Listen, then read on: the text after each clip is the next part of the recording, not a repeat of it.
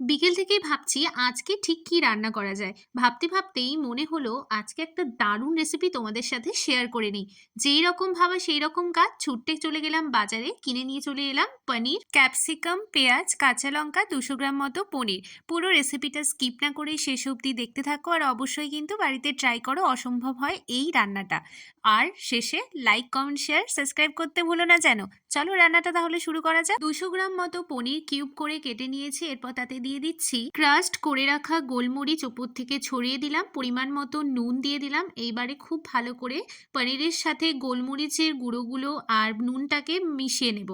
দেখো ঠিক যেভাবে সময় নিয়ে মাখছি এভাবেই মেখে নেবে, যাতে চারিদিকটা ভালো করে মেখে যায়। কড়াই ভালো করে গরম করে নিয়ে সাদা তেল দিয়ে পনিরগুলোকে দিয়ে দিলাম। খুব একটা বেশি ভাজবো না, হালকা ভেজে নিয়েই তুলে নিচ্ছি বাটিতে। এইবারে ওপর থেকে ছড়িয়ে দিলাম কর্নফ্লাওয়ার।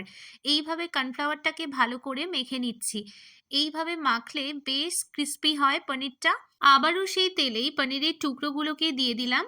হালকা করে ভাজতে থাকবো গোল্ডেন ব্রাউন কালার আসা অবধি। আর গ্যাসের ফ্লেম লো রাখতে হবে যাতে পুড়ে না যায়। আজকে বানাচ্ছি পনির পেপার ড্রাই। খুবই মজাদার হয় এই রেসিপিটা খেতে। সন্ধ্যে স্টার্টার আইটেম তো পুরো জমেই যায়। দেখো পনিরগুলোকে খুব ভালো করে ভেজে নিয়েছি, কি সুন্দর একটা কালার এসেছে তাই না? ভেজে তুলে নিলাম।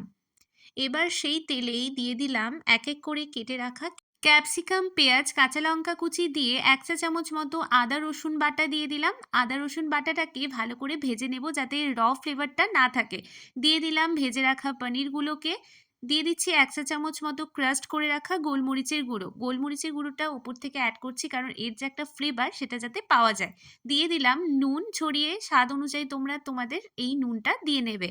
দিয়ে দিচ্ছি 1 চা চামচ মতো সয়া সস আর টমেটো কেচাপ। ভালো করে মিক্স করে নেব।